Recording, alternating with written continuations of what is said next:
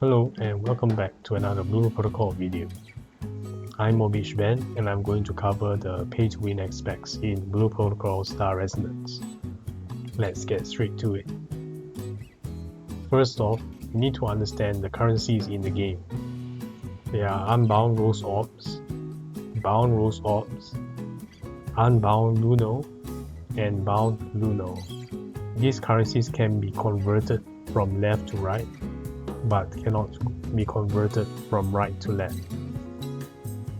The currency used to purchase goods in the auction house is Unbound Luno.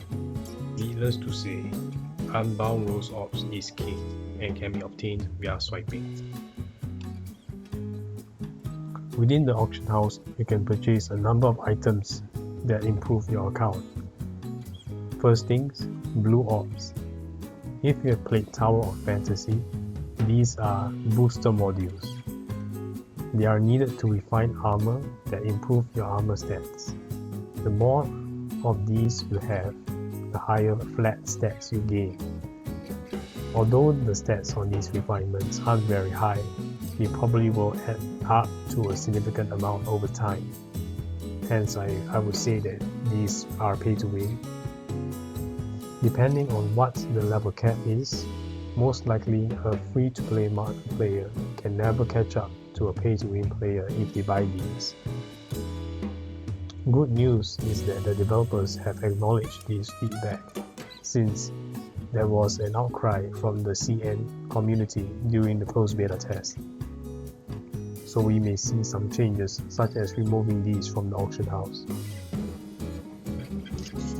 If you'd like to see more details on the stats these items give, do visit the community spreadsheet in the description below that me and a few other content creators have worked on during the closed beta test. The next pay-to-win item you can purchase in the auction house are these brownish upgrade stones. These are used to upgrade your equipments and weapons.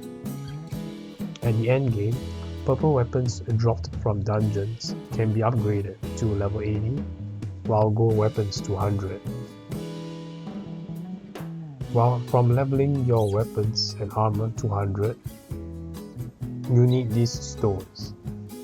You will be initially starved from these stones when these equipment are introduced, but after a few weeks you should be able to hit max cap, which is 100, and fully maxing out your gear. So I wouldn't really classify these as pay to win, as there's a low ceiling. However, one thing to note is that classes in this game are kind of gear locked as well.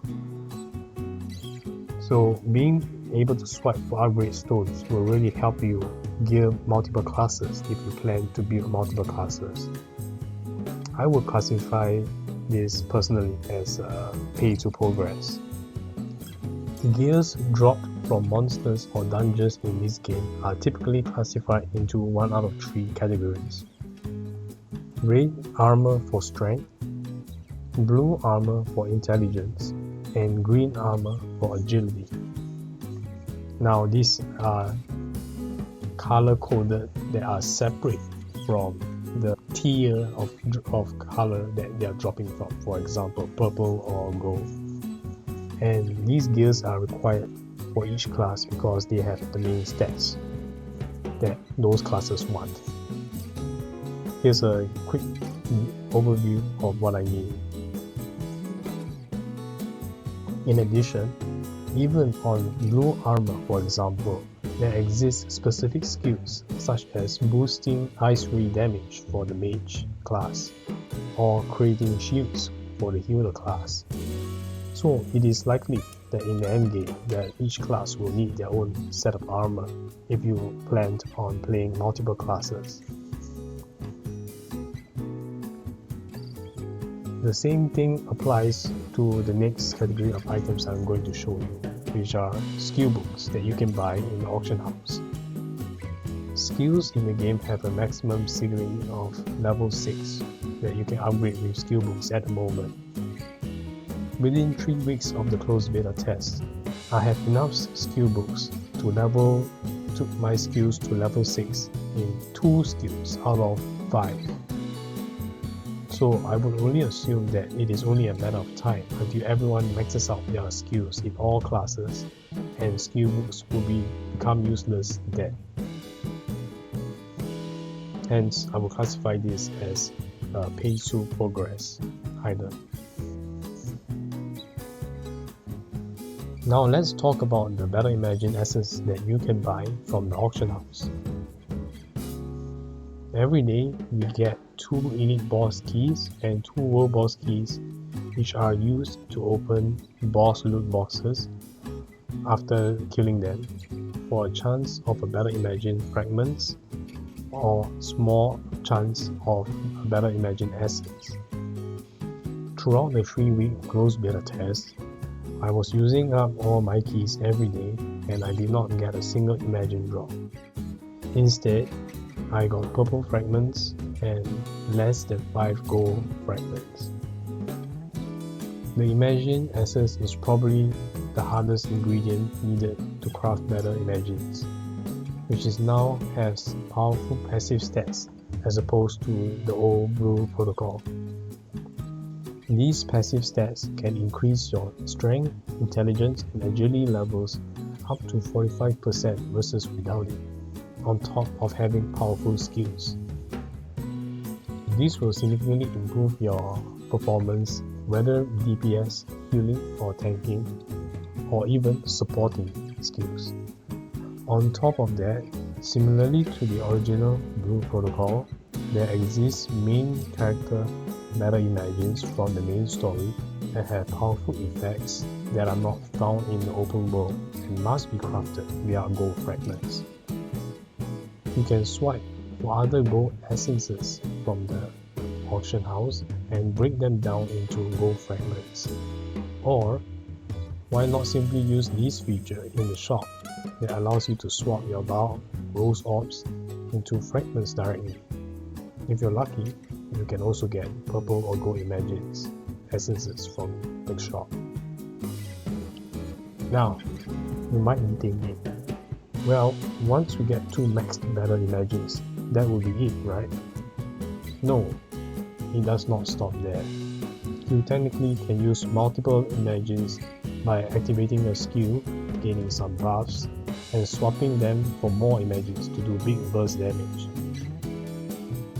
This is called Imagine swapping, and it works anywhere, even in dungeon bosses. Here's a clip of a whale that's using 6 Imagines instead of 2 before fighting the boss. Imagine what a full team with multiple Imagines would look like. They could easily burst down the boss and kill the boss within a few minutes. In comparison, a free-to-play player may take about 2 to 3 weeks to hit pity for a purple Imagine, assuming the worst luck. I have no sample size for gold Imagine drops, but looking around at guildmates, not many of them have gold Imagines within 3 weeks of this closed beta test as free-to-play players. Thankfully, the developers have acknowledged that Imagine stacking is not intended and will make changes to the system. So, we shall have to wait and see what these changes are.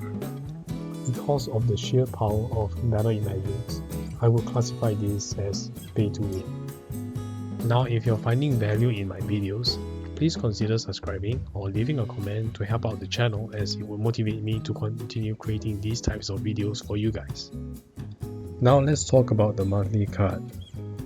In the closed beta test, you can get 300 Unbound Rose Orbs immediately, along with 100 Bound Rose Orbs and 5000 Unbound Luno daily or 30 days. Is this pay to win? It depends, but it helps. Why? Because there exists in the game a mystery shop. Every day, you have a possible chance to buy more blue orbs, which are clearly pay to win. And to a lesser extent, you can buy loot boxes, which may contain various materials such as purple Imagine fragments, skill books, and etc. With the monthly card, you can get an extra refresh on the shop, meaning getting more blue orbs to progress your account. The monthly card also slashes off deposit fees from your auction house and a discount towards transaction fees. Overall, you're paying less Luno to sell your items in the auction house. You'll also get some smaller bonuses, such as having 2 more auction house trading slots and some shared warehouse bonuses. Is this pay to win? I feel personally that it's on the fence. So you guys can tell me in the comments how you feel. Last but not least, let's talk about the Battle Pass. Out of all these things, 2 things stand out. One are the diamond modules. These diamond modules are required to upgrade your armband. How it works is that in the beta, for each season, your SRP points will be reset. You will need diamond modules and SRP points to level up your armband, which will improve your gear score and give you bonuses. Currently in the beta, feedback from my guild is that there are sufficient diamond modules to fully level up our armband. So, buying the Battle Pass for more diamond modules should be classified as a pay to progress. Similarly, if you're looking to get more life skill point refill potions, then this Battle Pass might be a good purchase for you. In Blue Protocol Star Resonance, doing any life skill activity in the game requires life skill points. I would have classified this as pay to progress as well, but because of the fact that you can sell resources you have gained from life skilling into the auction house for more Luno, so perhaps there's a bit of both. So we have come to the end of the video. I've hoped that you've learned more about the pay to win situation in Blue Protocol Star Resonance. I'll see you in the next video. Goodbye.